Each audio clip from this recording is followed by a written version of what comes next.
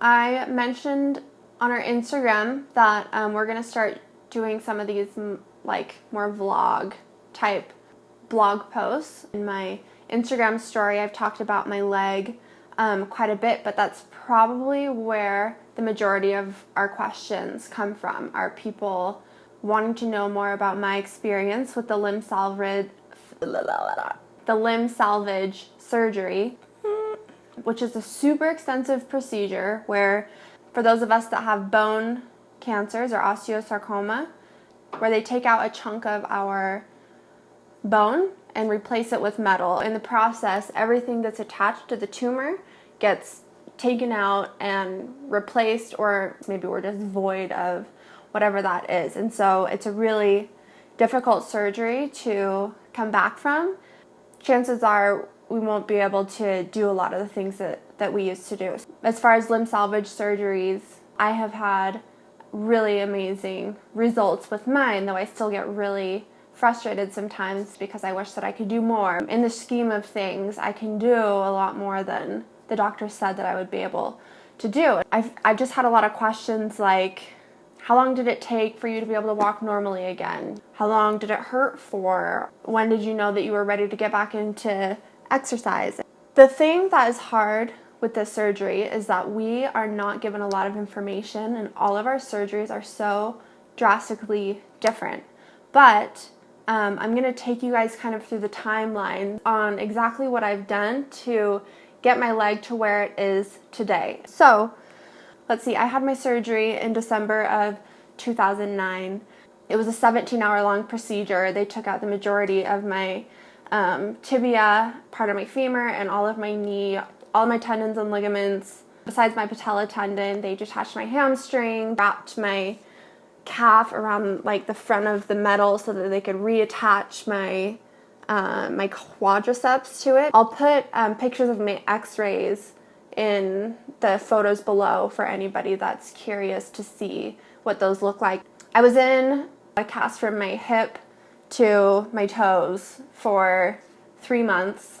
During that time, I would have people like hold my leg out in front of me while I would walk because all of the blood would rush down to it and it would be really painful. But I did get to a point while I had my cast on where I could walk with my cast. My leg was like turned out like this, and so I walk with like a straight peg leg. But I could get around that way without crutches. There wasn't a ton of pain associated besides all of the blood that would rush down to my leg when it was below 90 degrees. I got my cast off. That's when the physical therapy started. I had 3 months of physical therapy while I was still getting chemo.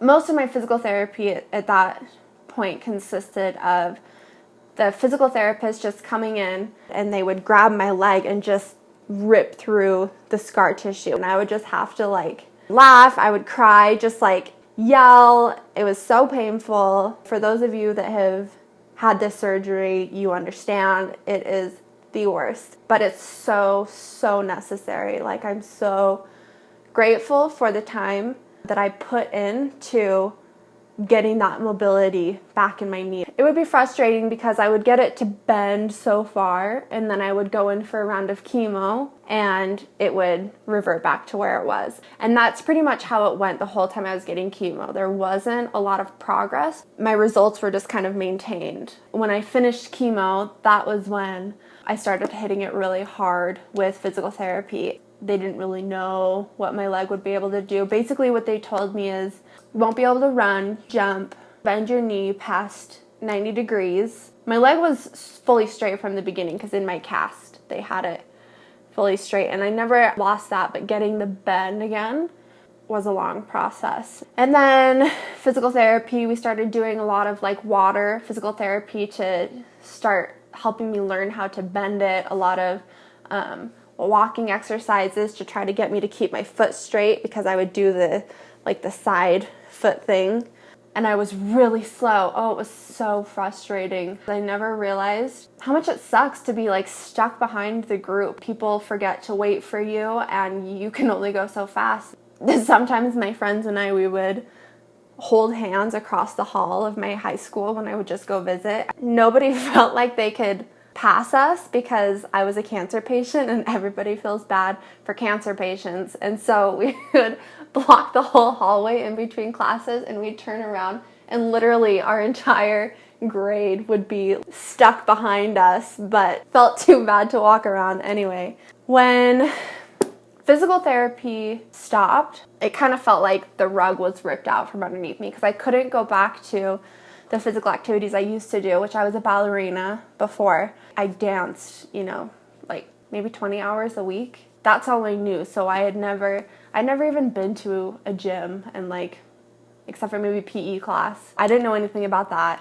I honestly didn't know hardly anything about any other form of physical activity. I would still go to ballet classes sometimes, and it just got to be so heartbreaking for me. It was really challenging not being able to move like I used to, and I would get really discouraged and sad, and it would hurt. It was painful for me. My leg wasn't ready for it, and so I just dropped it, and that was really hard, but it was super necessary for me to let that go so that I could start moving on with my life and what new things I could get into and be passionate about. The first thing I did is I got a gym membership, and I met with a trainer there. She took me through, it was 6 exercises, really, really simple exercises. Simple for your average Joe, really challenging for me and for my leg because there were so many things that were different and I still couldn't bend my knee very well. I didn't have anything else. And so I was like, okay,